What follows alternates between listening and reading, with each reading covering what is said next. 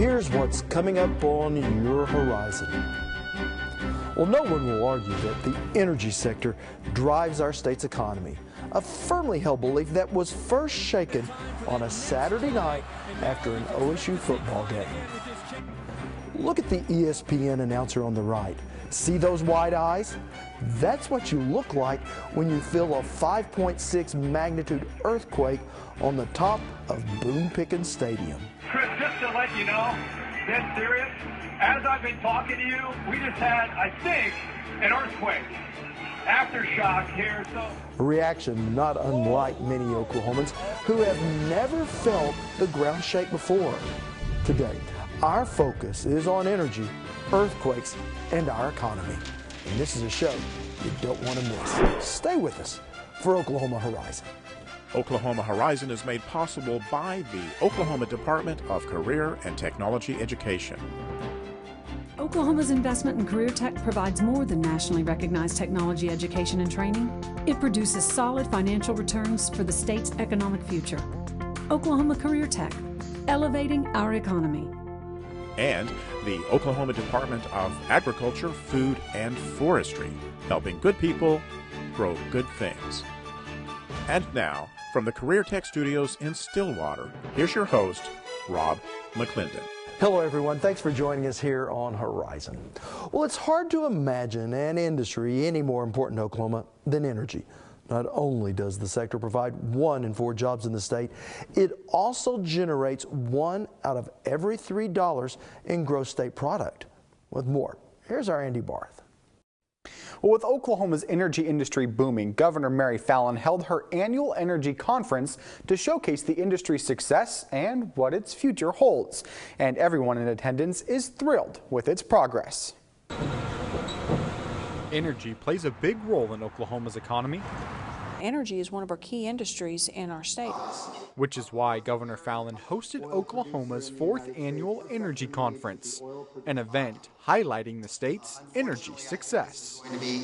Close to 1/3 of our revenue that's generated is generated by some form of energy. Since 2009, Oklahoma has seen a 69% increase in energy production. The state produced 111,000 barrels of oil in 2013 alone. Oklahoma also ranks 6th in the nation in wind energy and ranks number 1 when it comes to per capita infrastructure for compressed natural gas, leaving the state wide open for business. Oklahoma is seen actually and is rated as the number 1 best place in the world by the Fraser Institute for oil and gas investment, resulting from high-tech improvements. We've been on the forefront of technological advances, whether it's below ground or now with wind technology and how it's improving and capacity factors are way up and the numbers look a lot better. Jim Roth is an environmental lawyer in Oklahoma and says as the energy industry advances, many consumers will have more options. You're going to see a lot of innovation. I think you're seeing the price of solar come down. You're going to start to see where farmers and ranchers and business owners and eventually many homeowners are starting to install energy capacity issues within their own built environment. And that's a paradigm shift. And I think Oklahoma can continue to be on the front edge of those kind of issues. Currently, 1 in 4 Oklahomans are employed by the energy industry, an impact that continually drives the state's unemployment rate down. We have, frankly, a low unemployment rate right now. It's gone from 7% 4 years ago down to 4.5%. Oklahoma recognizes that you have to have the skill sets that are important to the energy sector, whatever form of energy it might be. And because the energy industry is thriving in the state, U.S. Representative Tom Cole says other industries are returning home. We see manufacturing being reignited. Energy costs are lower. A lot of jobs that we used to export are actually coming back to the United States. And Cole says Americans see the value in domestically produced energy. People see the advantages of energy security. This has been a huge driver in our economy. It's producing millions of jobs, but right now we've got turmoil in the Middle East and you haven't seen gas prices shoot up. And people notice those sorts of things. Oklahoma Energy, powering and employing our state. And while the industry continues to thrive, many companies can't find enough skilled workers to hire, leaving a huge opportunity and challenge for the state when it comes to employment. Well, thank you, Andy. Now, we do have several stories streaming on our website about the work underway to train the workforce to fill the energy industry job demand. Just head to okhorizon.com where we have those stories streaming under our value added section. Now, when we return, we'll examine the growth of earthquakes in the state and the threat they could have on our economy. You're watching Oklahoma Horizon, featuring some of the good things that are happening in the great state of Oklahoma. Well, the growth in drilling is sparking new life in communities around the state. According to the Corporation Commission, 2,600 new wells were completed last year. And amid all that activity, Oklahoma has seen an exponential growth in the number of earthquakes in the state. And whether that's just coincidence or causal is a common subject of debate. Joining me now is our Courtney May. Oklahoma is certainly shaking, passing California and topping the charts for the most seismic activity in the nation. And many people are pointing fingers at the oil and gas industry. Come on in.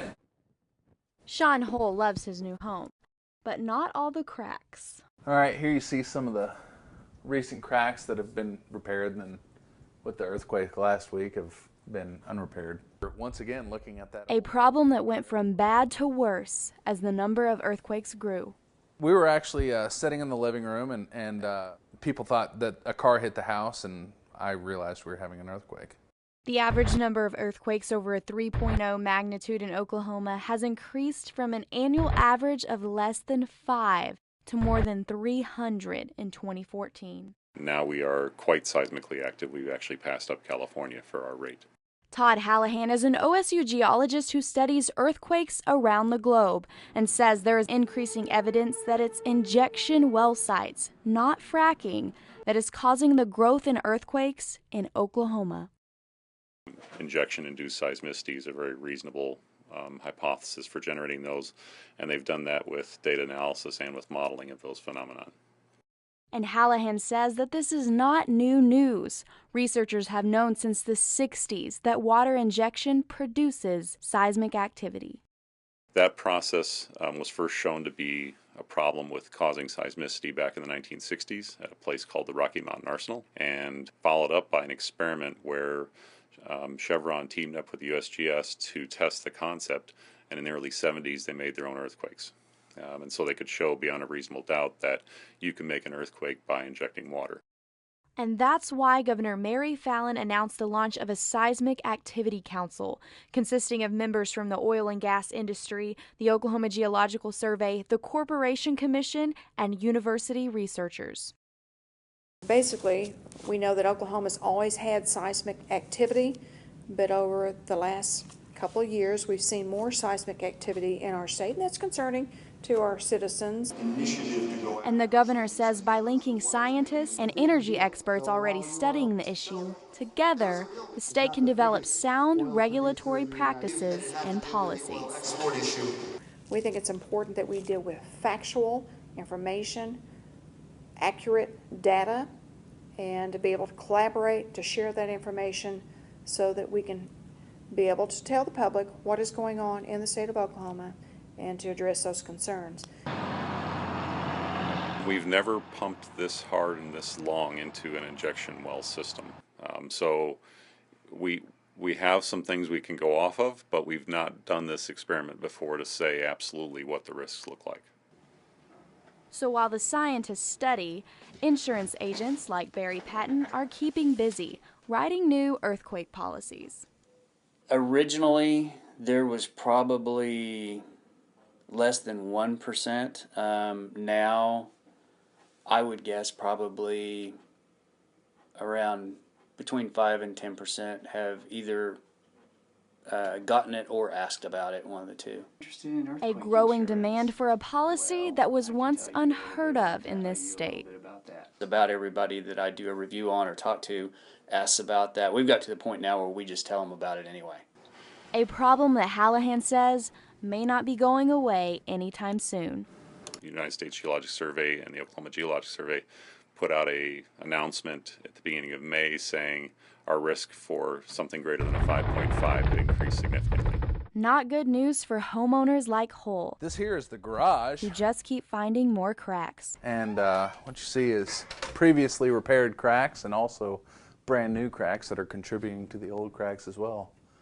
And a brand spanking new one right over there. Creating an environment that Hallahan believes is not good for the industry either. It's actually risky for both the citizens and the industry. And people look at it as citizens against the industry, but it's actually risky for both of them. When they've looked at which wells might be causing this, it's typically a small number. Almost all injection wells operate aseismically, meaning they don't cause earthquakes. It's a small number that are at a really high rate. And so it doesn't mean you have to shut the whole thing down. You have an option of pulling back partway. But the process that Oklahoma's developed is being banned at various places around the world because of concerns about whether they can operate safely. And so without having a framework to do that here, where we have trouble trying to deal with people that are not operating as responsibly as they could, what happens is both the people are put at risk and the industry is put at risk for people that are spending a lot of effort to make sure they're doing it properly when other folks aren't. Now, Courtney, I think Dr. Hallahan's comments were particularly interesting because I was at the Governor's Energy Conference and I had someone from industry say the exact same thing to me, that the industry needs to look at that relationship between the two, and if there is something there, mitigate it. Well, changing how and how much water is injected into the ground could definitely affect a company's bottom line. But at the same time, so could a class action lawsuit from a person who thinks that they've been harmed by the earthquakes. What about the assertion that we hear that there is just more seismic activity worldwide? Well, according to Dr. Hallahan, he says that there's no peer-reviewed research that suggests that from a global standpoint, we are more seismically active. Final question, does anyone know how strong these earthquakes could get? Dr. Hallahan said that a recent study just came out that said an injection-induced earthquake could produce a 6.0 on the seismic scale, and he warns that that could be even stronger if a fault were already set to go off and it pushed that over. All right. Thank you, Courtney. Certainly something that I'm sure we'll be talking about later. Thank you so much. You're welcome, Rob. All right.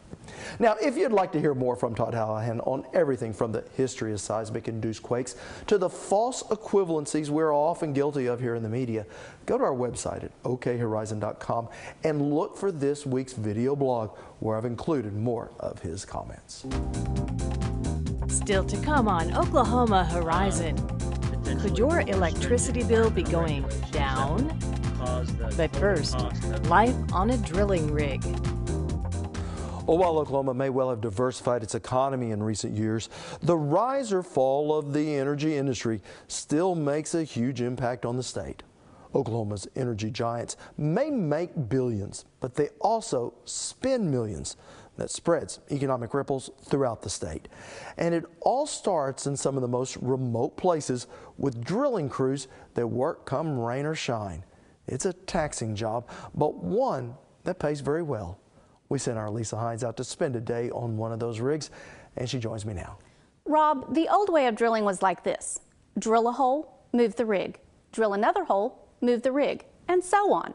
Nowadays, with horizontal drilling, they can drill a hole in one direction and stay where they are, drill another hole in a different direction and still stay where they are, and continue until they're finished drilling multiple wells in all directions. This keeps the drilling company's footprint very small by disturbing less land, and it's quite economical too. We had the opportunity to go out with Cactus Energy to one such rig and see just what a day in the life of a rig crew is really like. Things are turning at Cactus Energy. Right now, the stage of the well that we're in, we are going straight down. Down, down, down, straight as she goes, until the horizontal curve. Greg Simpson is the tool pusher and says it's an amazing feat. If you don't try to bend it at a 90-degree angle, it will come out still straight. You know, that's the reason why it takes, say, like 900 feet or more, one reason, to build your curve so you're not bending the pipe. Kind of like throwing a curveball, just further than home plate. Directional driller Brian Lloyd. I've drilled a well that was 2 miles. Lateral was 2 miles, and we was within 2 foot of where we were supposed to be when we finished that well. So you can get very accurate, very accurate. Which isn't a quick process. It normally takes us 11 to 13 days to drill a well at this depth, and the measured depth is, say, 10.7, and we usually go through them pretty quick. All done with a small crew. Your driller does just that. He's there in the driller's cabin. He's the one that operates the rig, runs the rig, whether it's tripping pipe or doing the actual drilling of the well itself. Then you have your derrick hand. Whenever we're tripping pipe, he works up in the derrick, whether he's loading the elevators to put pipe in the hole or to unlash the elevators to rack pipe back in the derrick. Then you have your motor man. He does everything. He kind of looks over the mechanical equipment, but he also works on the floor during tripping activities. And then you have your 2 roughnecks, and they do everything from tripping pipe to making connections to helping out, whether it's mixing chemicals for your drilling fluid to cleaning on the rig. And safety is key. You've got 2 things here, safety and money. Safety comes first, because if we're not safe, well then can't anybody make any money. Because first of all, you just really don't want to get nobody hurt. I mean, after all, that's a human being, you know, and you want them to go home the same way that they came. Rigs so technologically advanced, safety is much easier. This style of rig that is behind me, the only time that we use tongs is to make the bit up or to break the bit, and then we set them back down on the ground. We have an iron roughneck that we call an SD80. It makes the pipe up, torques the pipe, or breaks the pipe and spin it out. So you're saving a lot of chances there for smashing body parts, being in a pinch point, you know, and so that has changed dramatically and made it tremendously safer. Too much over shut? For long-term driller Sam Maddox, he likes working on this particular rig. Most of them are all brake handle rigs, the older ones. I mean, you're on the floor in the weather. This is a Cadillac rig, out of the weather, good environment. It's changed a lot. And after 87 hours on the job, I'm going home. Even with the long hours away from home, it's a job that Simpson says he enjoys. It's a good living. It's a hard living, physically and mentally at times, but it's a good living. I've been in it for about 27 years. I mean, this is all I've ever done. Making a good living, drilling for what runs the world, one oil well at a time. So, Elisa, 87 hours in a week sounds like a heck of a lot of time to be at work. Shifts for drillers like Cactus Energy are typically 12 hours. Then the crew goes off-site and cleans up at a bunkhouse. The good news is they actually only have to work 1 week on and then 1 week off, making it a little easier on the crew. All except the directional driller, and he has to stay until the drilling is complete. Now, I've heard people say that on some of these rigs, they work in just all types of weather. Yes, they do. Whether it be thunderstorms or ice storms, drilling will continue with the exception of too much ice that makes it hazardous or lightning that is also hazardous. And when we shot, it was in the heat of summer, and we had to wear the same fire retardant clothing the crew does, and I can tell you those aren't comfortable in the heat either. So what about tornadoes? Well, Rob, since many are out on the plains in the open, they do have to contend with tornadoes. In fact, Cactus Energy lost a rig when a tornado picked it up, turned it around, and sat it back down, only not in the same shape as it found it in. So what did the crew do in that situation? They actually have one of their buildings that is tied down and designed to withstand tornadoes that they all go and get in to ride out the storm. All right, interesting story, Elisa, and certainly an interesting job. Thank you so much. You're welcome, Rob. Want to share something you've seen here today? Well, all of our episodes are streaming on our YouTube channel at Oklahoma Horizon TV. Or you can subscribe to our weekly free podcasts on iTunes. Well, the U.S. energy boom has wiped out predictions made not so long ago that America's demand for energy would make us vulnerable to unstable governments halfway across the globe that, put simply, just don't like us very much. Last year, domestic energy production fulfilled nearly 85% of U.S. demand, changing the geopolitics that have long been tied to our energy security. But you don't have to look around the globe to see the impact the growth in domestic energy production has. Just open up your electricity bill. Thanks to compressed natural gas, or CNG, electricity rates have fallen in states that use the cleaner burning fuel to power our homes and businesses. Now, earlier, I visited with Jason Brown, an economist with the Federal Reserve Bank in Kansas City, about the cost of electricity in the wake of growing natural gas production. So, Jason, if you will you set the stage for us about where we get our electricity and how we generate it? Yeah, sure. So most of our electricity is generated from three traditional sources. Coal by far is the largest source, followed by natural gas and nuclear fuel. Mm-hmm. And we've seen a real push to get away from coal, at least here in this part of the country, and move towards natural gas. What could that mean for prices? Yeah, so there's a couple things that's happened with the large increase in the domestic supply of natural gas. It's created an abundance of natural gas, and so that's kind of put downward pressure on the price of natural gas because, quite honestly, we don't export very much out of the country. And within the United States, within the domestic market, utilities is the largest end user of natural gas. And so with the recession, another thing that happened was it was also putting downward pressure on crude oil and natural gas prices in general. And you have this large supply come online at about the same time. So what utility companies or power generators decided to do or think about in the face of aging coal-fired plants and in the face of potentially more stringent environmental regulations that would cause the total cost of production from a coal-fired plant increasing, we've started to see a shift towards more natural gas. So in the near term, what we've seen is due to lower natural gas prices, those states in which more of the electricity has been generated from natural gas, they've actually seen their electricity prices fall. Now, I'm assuming this shift towards natural gas isn't something that can happen quickly just because of both costs and just the technology of building a new plant. That's right. That's exactly right. So obviously there's capital expenditure in switching. And so most often what we're probably more likely to see is that coal-fired plants would be converted to natural gas-fired plants instead of, building like a brand new facility. So if the natural gas industry is successful in getting people to switch over to natural gas electricity production, as well as using more natural gas in their vehicles, could the laws of supply and demand, could they come into effect here about prices?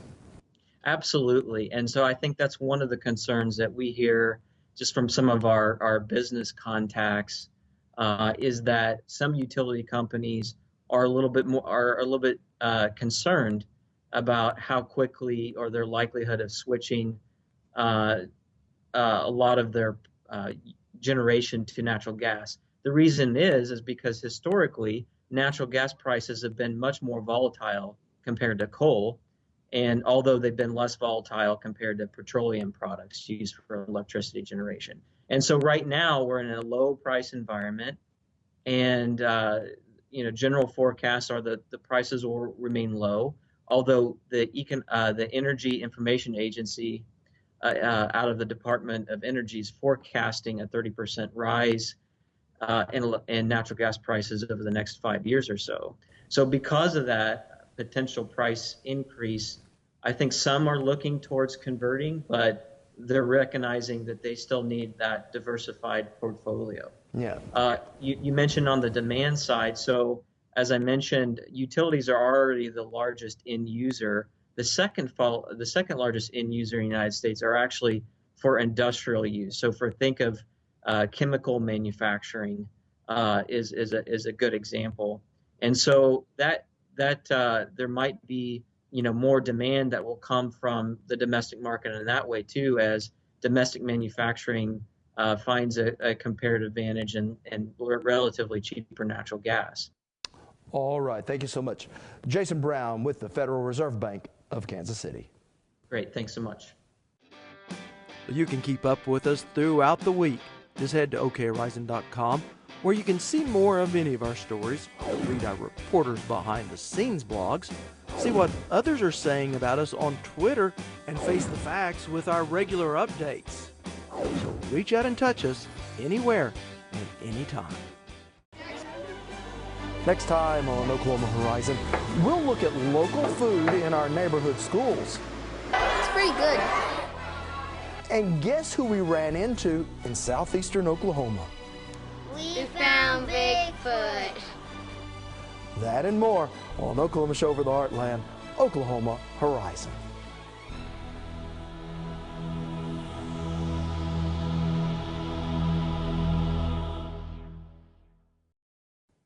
Well, it looks like we're about out of time. I'm Rob McClendon. Thanks for watching. See you back here next week.